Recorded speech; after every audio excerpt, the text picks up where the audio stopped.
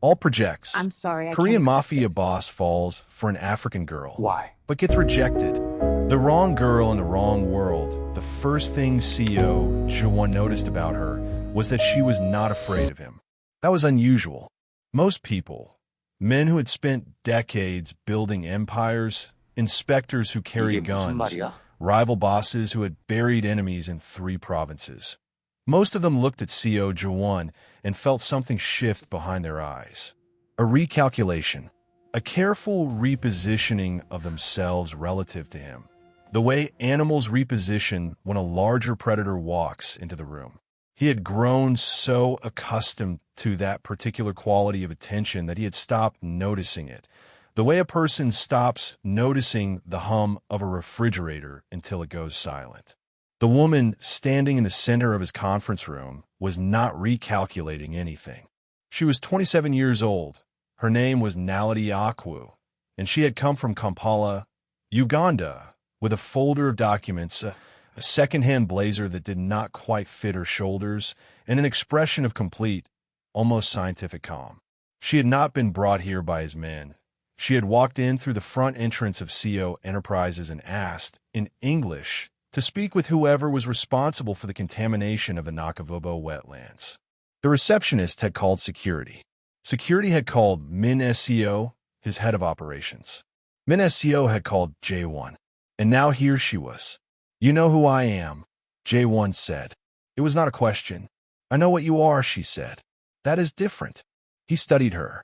She was tall and dark-skinned, with close-cropped natural hair and eyes that moved across his face the way a doctor's eyes move across a patient. Gathering information, forming conclusions, feeling nothing in particular about what they found. She wore no jewelry except small gold studs in her ears. Her folder was held against her chest like a shield, or perhaps like a sword. "What I am," he repeated. "You are the man whose company has been dumping chemical runoff into a wetland that 300 families depend on for water. You are the man whose lawyers sent a cease and desist letter to a non-profit staff by 2 people and a borrowed photocopier." She opened the folder and placed a photograph on his desk. Aerial, drone shot. A stretch of green water turned the color of rust. "That is the Nakavubo. That is what your operations have done to it over 18 months. I have the water testing reports, the satellite timeline, and the testimonies of 41 families. I also have a journalist at the Kampala Observer who is waiting for my call." Jae-won looked at the photograph. Then he looked at her. "Most people," he said slowly, "who come into this building with that kind of information either want money or are working for someone who does. I want the contamination stopped, the site remediated, and a public acknowledgement. I don't want your money. Everyone wants money. Then you have been meeting the wrong people." She picked up the photograph, replaced it in the folder, and folded her hands. "I'm giving you 48 hours to respond before I send what I have to the journalist. I thought it was courteous to tell you directly." She turned to leave. "Sit down," he said. "I'm not working for you. I'm asking you to sit down. As a courtesy."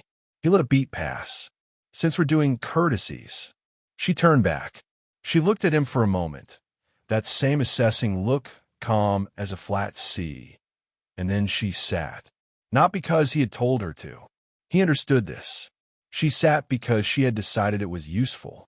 He had never, in 36 years of life and 12 of running, the most quietly powerful criminal and corporate hybrid in South Korea, met anyone quite like her. "Tell me about the families," he said. Her name meant something in her language that she did not immediately translate. She told him about the wetlands the way a person tells you about a place they love. Not with sentiment, but with the kind of precise, specific knowledge that only comes from years of paying attention. She knew the names of the fish species. She knew which months the water hyacinth bloomed. She knew a woman named Grace who had drawn water from the same channel every morning for 40 years, and who now walked 2 kilometers further because the closer water made her children's skin break out in hives. Jae-won listened. He was a man who had learned to listen with his whole body, still, attentive, revealing nothing. And he used this skill now, which was unusual because he generally used it only in negotiations. When she finished, he said, "The operation in question was run by a subsidiary. I was not aware of the extent of the contamination." "With respect," Naledi said, "that is the answer a lawyer writes. I'm asking you what you intend to do." "I intend to look into it." "That is also a lawyer's answer." He almost smiled. "What answer would satisfy you?" "An honest one, even if it's worse." He looked at her for a long moment. Outside the floor-to-ceiling windows, Seoul was doing its usual thing, blazing and enormous, 50 floors below. The subsidiary is run by a man named Park Ji-tae. He has been cutting costs in ways I have not approved. If what you're showing me is accurate, he has been doing so by externalizing those costs onto a community 12,000 kilometers away that has no mechanism to hold them accountable. He paused. "That will stop." "How do I know that?" "You don't. Not yet." He stood. "Come back tomorrow morning. I will have something more concrete for you." She studied him. She was doing that thing again, the assessing, the deciding. "I'll come back," she said. "But I'm still calling the journalist." "That's your right." She left.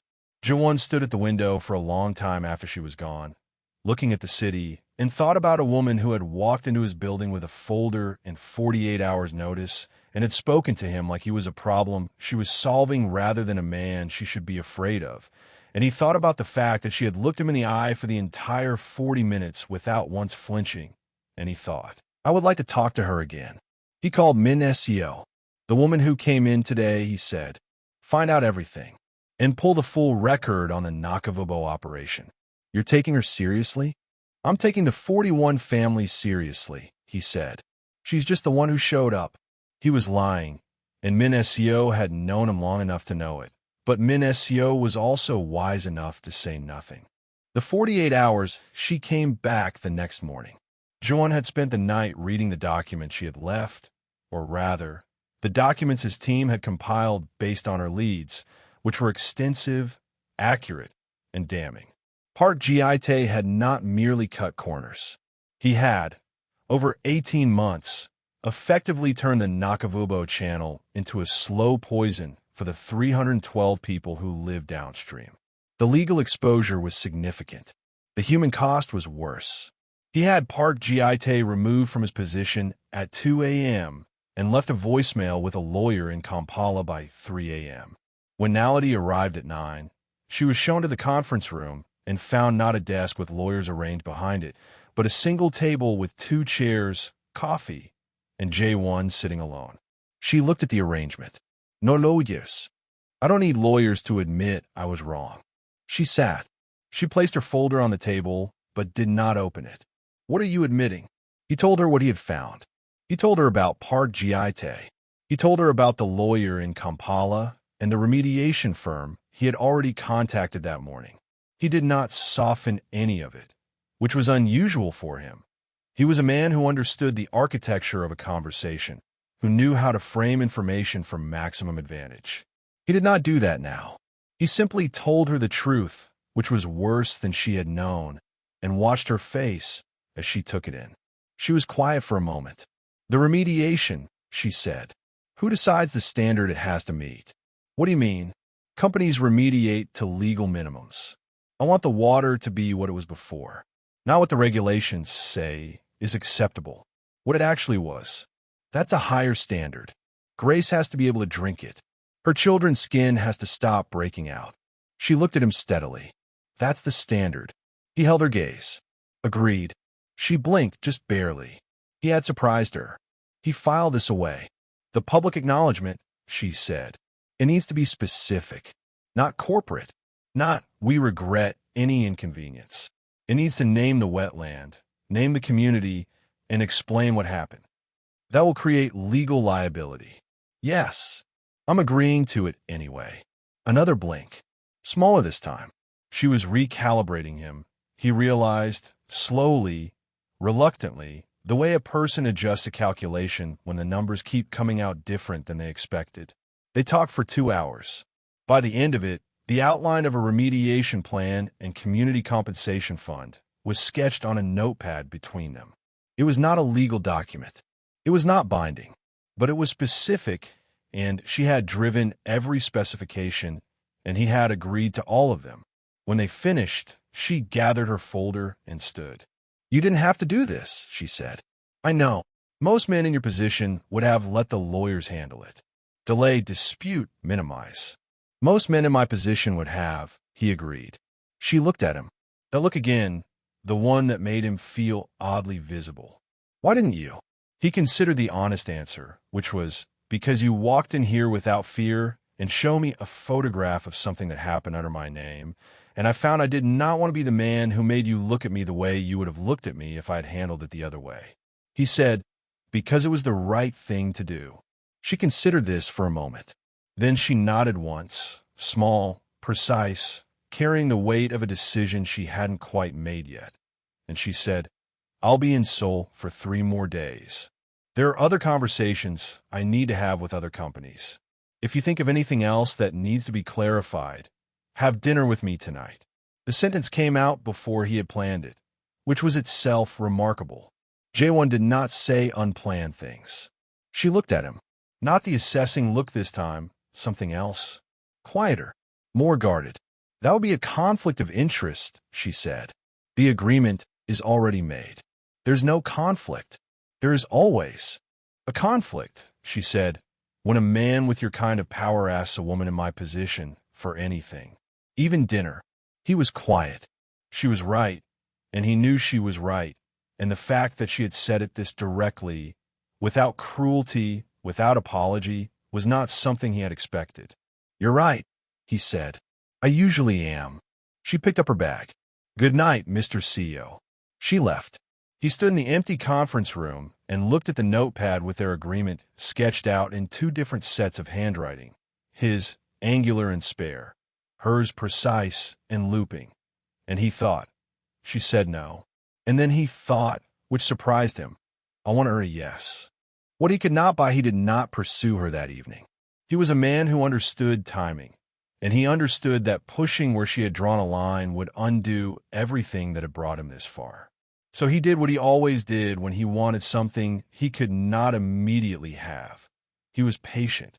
But the next morning, Seo told him that Dr. Naledi Okwu, because she was, it turned out, a doctor of environmental science from Makere University, a fact she had not mentioned, was presenting at a public forum on corporate environmental accountability being held at a conference center 2 kilometers from his building. He went. He did not tell anyone he was going. He wore a plain dark jacket and sat in the 3rd row and watched her speak for 40 minutes to an audience of corporate lawyers, NGO representatives, and 2 government officials. And she was extraordinary. She did not raise her voice. She did not use dramatic language or emotional appeals. She laid out facts in clean, consecutive order, and the facts were so clearly and carefully arranged that they built, one upon the next, into something that felt inescapable, a structure of evidence so solid that to argue against it would require a person to argue against logic itself. He found himself watching her hands, which moved precisely to underscore points without ever becoming theatrical. He found himself watching the way she paused before key statements, half a beat, just enough to ensure she had the room before she delivered the weight. He thought, "She is the most competent person I've seen in a room in years, and I've been in rooms with people who run countries." Afterwards, in the hallway, she saw him and stopped. "Mr. Seo." "Dr. Okwu," he said. "I didn't know the title." "You didn't ask." "I'm asking now." "Environmental science. Freshwater systems." She held his gaze. "You came to watch me speak." "I came because the topic is relevant to our agreement." "You came to watch me speak," she said again. Not accusatory, just accurate. He let the lie go. "Yes, that is not appropriate." "You're right again. Stop agreeing with everything I say." "I'll stop agreeing when you say something I disagree with." She looked at him. Something shifted in her expression. Not warmth, exactly, but the absence of the careful guard she usually kept at the front of her face. "Just for a moment. You are a very strange man," she said. "I've been told. You run a criminal organization, a corporate conglomerate with a complicated history. That is the most elegant description of a criminal empire I have ever heard." I've had good lawyers. She did not smile, but something at the corner of her mouth made a very small movement that could, in the right light, have been interpreted as the intention of one. I have to go. I have another meeting. I know. The forum on the Nairobi Water Compact. 3:30, Building B. She stared at him. You looked at my schedule. I had my assistant check the public program. Why? Because I wanted to know how long you were in Seoul, and public programs are public. Mr. CEO, I am not going to do anything with that information. I'm not going to follow you or arrange to be present. He stopped. He was not a man who stumbled on sentences. I wanted to know. She was quiet. She was looking at him with an expression he could not categorize. It was not the assessing look, and it was not the guarded look. It was something more considered than either of those. Thoughtful, like she was doing arithmetic on a problem that was more complex than she had expected. I am leaving Seoul in 2 days, she said. If the remediation terms are finalized before then, we will have no further reason to interact. And if I wanted a reason to interact that had nothing to do with the remediation, I would say that you are very accustomed to getting what you want. That's not an answer. It is an observation that precedes the answer. She looked at him steadily. I don't want to be something you acquire, Mr. CEO. I don't want to be an experience you have, because I am different from the women in your world.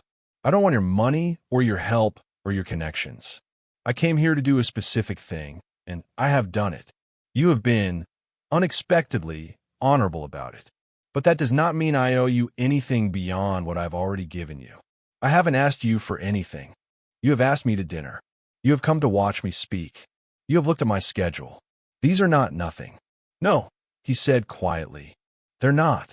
So, I'm telling you clearly, I am not interested. Not because of what you are or what you've done, but because I know this story. Powerful man, ordinary woman, he changes for her.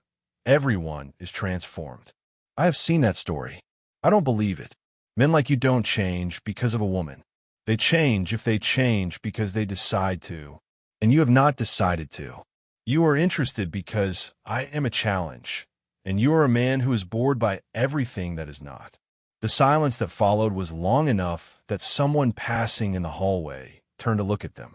Jae-won did not look away from her. What if you're wrong? I'm rarely wrong. You said you usually are right. Not always. Something moved behind her eyes. Goodbye, Mr. CEO. She walked away. He stood in the conference center hallway for a long time, and he thought about what she had said, not because it had wounded him, though it had a little, but because it was the most honest thing anyone had said to him in so long that he could not immediately identify when the last time had been. The offer she did not accept, he should have left it there. He knew, when he got back to his office and sat at his desk and did not look at the view that he usually looked at, that he should simply ensure the remediation was handled properly, that the agreement was fulfilled, and that he should allow Dr. Naledi Okwu to fly back to Kampala with her victory, which was genuine and deserved and entirely her own, and he should return to being the man he had been before she walked in. He called her hotel. He did not call her room.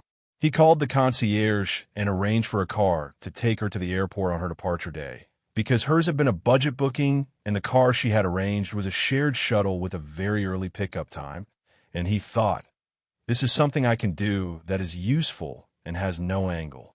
He told the concierge to say only that it was arranged by the building she had visited and left no name.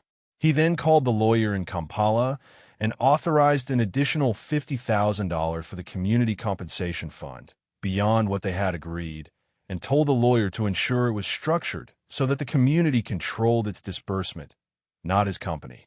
He did not tell Naledi he had done either of these things. On her last day, Min Seo told him she was in the lobby. He went down. He did not plan to. He got an elevator and pressed the lobby button and told himself he was going down for a meeting that did not exist. And when the doors opened and he saw her standing at the concierge desk with her bag, the same battered rolling bag she had arrived with, he thought, I could turn around. He did not. Dr. Okwu. She turned. She looked at him, really looked in that way of hers, and he had the distinct sensation of being read. The car, she said, that was you. It was the building. Mr. CEO. It was a practical arrangement. It was also the supplemental fund. She said plainly, "My contact at the Kampala lawyer's office told me. You are not supposed to be named, but she felt I should know." He said nothing. "You did not have to do that." "No. You did it knowing I would probably find out and knowing it would not change anything." "I did it because it was the right amount," he said.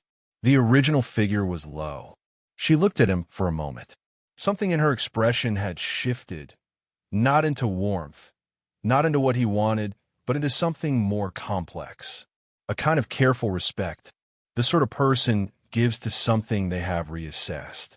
"I'm going home," she said. "I know. I have a life there. Work.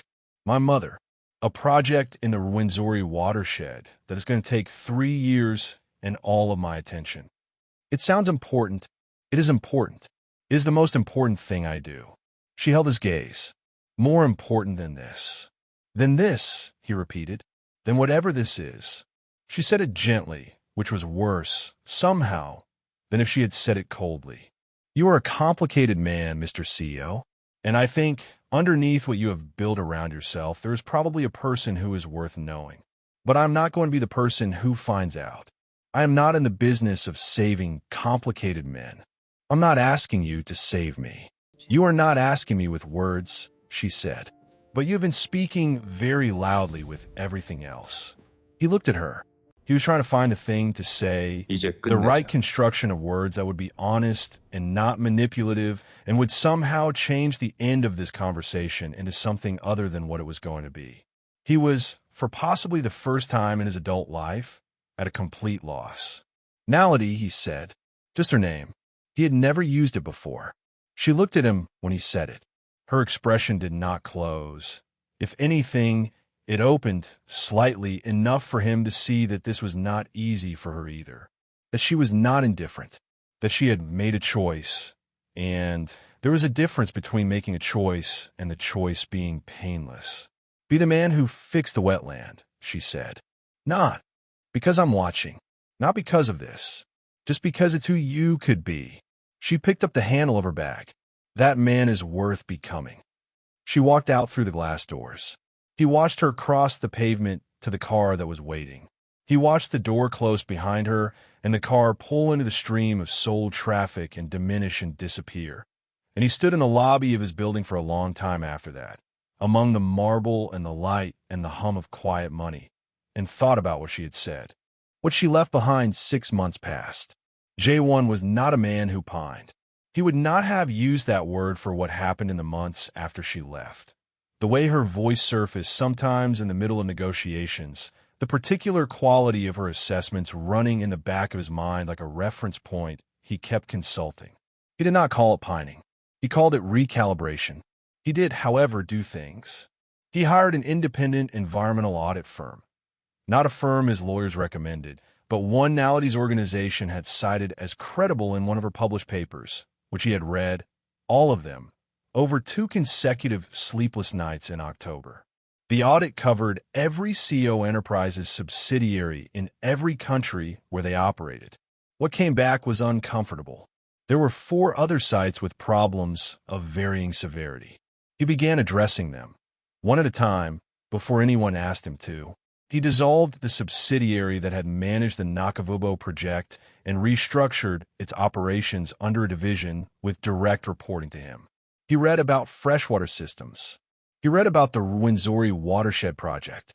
He did not make contact. He simply read and thought about what she had said about the Nakavubo, the fish species, the water hyacinth, the woman named Grace, and he found that the more he understood, the more the things she had said that day made sense not as challenges but as maps. In December, a report came across his desk. A paper in an environmental science journal, first authored by Naledi Okwu, on chemical contamination patterns in East African watershed systems. It was meticulous. It was also, in its final section, a policy framework, a set of proposed standards for corporate operations near sensitive water systems. He read the standards and realized, with something he could only describe as clarity, that the Seo Enterprises remediation agreement he had made was not adequate. They had met the standards she had set in the room. but the standards in the paper were higher. He called his head of operations. The Nakavabo remediation, he said. We need to revise the targets. We've already met the agreed standard. I want the paper standard. He gave the citation. Find someone at McCarry who can tell us what that means in practical terms for the site. Don't tell them who's asking. Minesio was quiet for a moment. Jae-won. She's not going to. This is not about her. Isn't it? No. A pause. She told me to be the man who fixed the wetland. Not because she was watching. I'm not doing this because she's watching. I'm doing it because she was right. Another silence, shorter. Okay, Minesio said. In January, Jae-won received an email. It was from the Kampala lawyer's office, not from Naledi directly. It informed him that the Community Compensation Fund had been disbursed according to plan and that Grace and 16 other families from the downstream community wished to send their formal thanks to the company. Attached was a hand-signed letter from the community liaison. He read the letter 3 times. It was not sophisticated or literary. It said simply that the water was getting cleaner, that the children's skin had improved, that Grace had returned to drawing water from the closer channel, that they had not expected this and were grateful. He folded the letter and put it in a drawer in his desk, not in a filing cabinet. He kept it there. In February, he flew to Kampala. He did not contact Naledi before he went. He had business there, real business, a meeting with the government's investment authority about a renewable energy project, and he did not arrange the trip around her. But he knew she was based there, and he walked through the city for 2 days with the particular awareness of a person who understands that someone they're thinking about might be anywhere in the same city at any time. He saw her on the second day.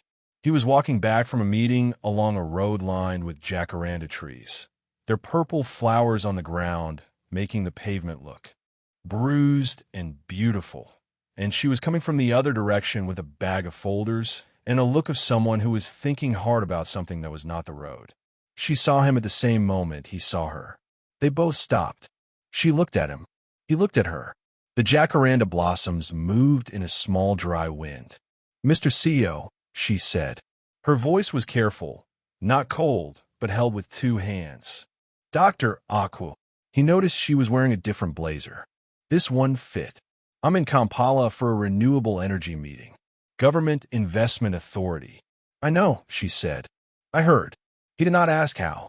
How is the Rwenzori project? Something in her face eased. Involuntarily, just a fraction, the way a person's face eases when someone asks about the thing they love. Difficult. Productive. There's a community near Bundibugio who have been mapping the watershed by hand for 20 years. Their data is better than anything we have from satellites. She paused. How is the Nakavobo remediation? We revised the targets upward in December. We're working toward the standards in your January paper. She was very still. I didn't send you that paper. It was published. She looked at him. He could not tell precisely what she was thinking. The assessing look was there, but underneath, it was something he had not seen before, something that was working harder than usual. Why, she said. Because the standards were better. That's not a reason to revise a completed agreement. It's my reason. She was quiet. Around them, Kampala moved and hummed. Motorbikes, market sounds, 2 women arguing pleasantly about the price of something at a stall across the road, the blue-purple carpet of jacaranda blossoms on the ground. I read about your other sites, she said. The audits. The restructuring. Yes. You didn't announce any of it. There was nothing to announce. It needed doing. She looked at him for a long time. The longest she had ever looked at him without looking away, which was something he had not thought was possible because she had always held his gaze without difficulty. But this was different. This was not the clinical assessment of a woman gathering information. This was something else, something less defended. I was right about one thing, she said. You did not change because of me. No, you changed because you decided to. You said that was the only kind of change that meant anything. I did say that. You were right. You usually are. She looked down at the blossoms on the ground. Then she looked back up at him. I have a meeting in 20 minutes. I know. You don't know. No, I just assumed you always have a meeting in 20 minutes. A very small sound came from her, not quite a laugh, but its first cousin.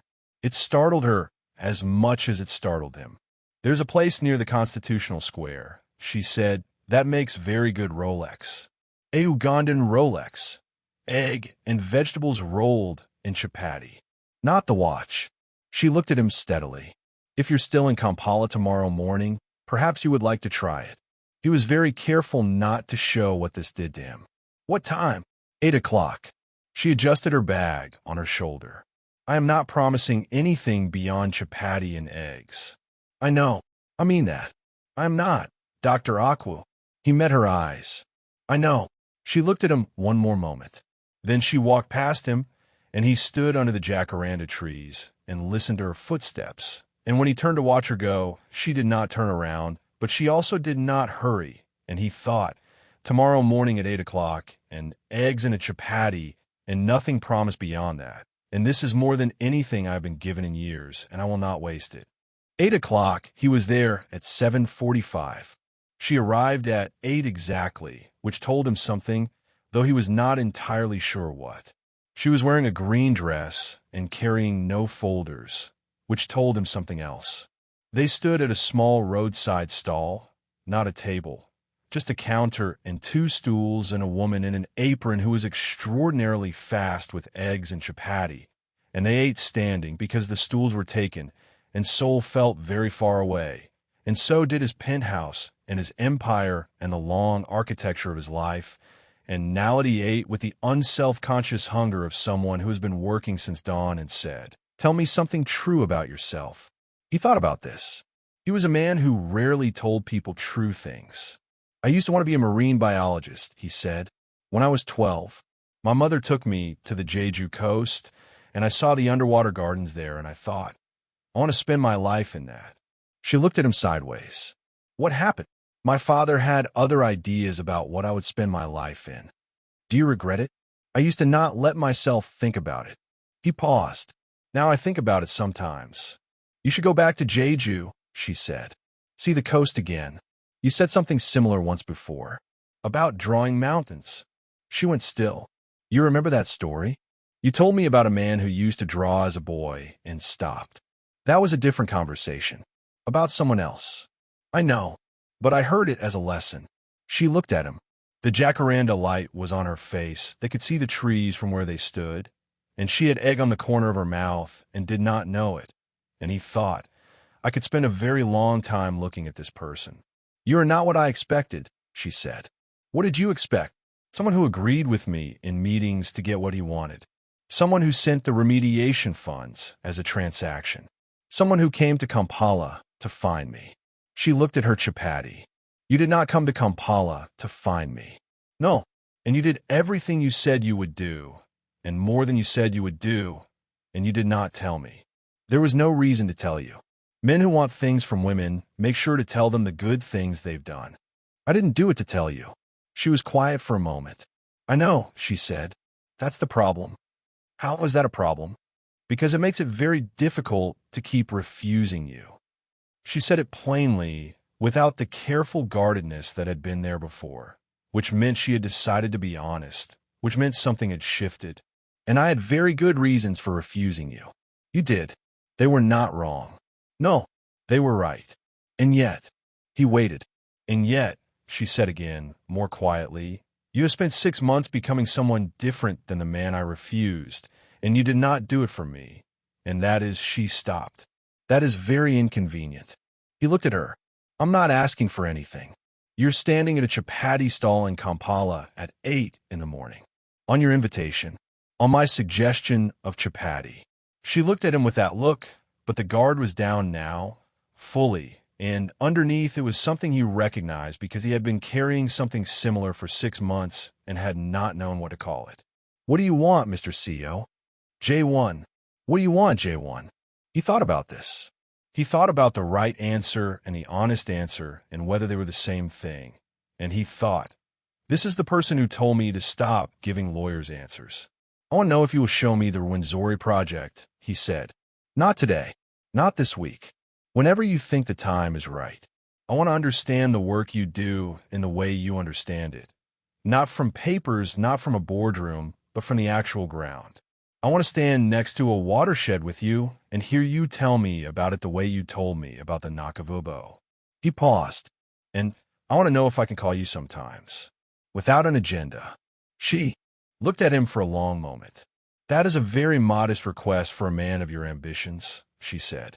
I am practicing modesty. How is it going? Poorly, but I am committed to the effort. This time she did laugh, quietly, briefly real, and he felt it land somewhere in his chest like a stone in a still water. The project site is outside Bundabugio, she said. It is not comfortable. There is no hotel. You would stay at the community lodge with the researchers and eat what we eat and carry your own equipment. I understand. And if you come as someone who is learning, not as a donor, not as an investor, not as Seo Jae-won of Seo Enterprises, as a person who is interested in freshwater systems and has been asked to behave accordingly. Agreed. And the calling without an agenda. She looked at him. What will we talk about? Whatever you want. The project, the families, marine biology, bad decisions we have made and are no longer making. She held his gaze for a moment. Then she wiped the corner of her mouth with the back of her hand, the egg, and picked up the last piece of her chapati and looked at the jacaranda trees.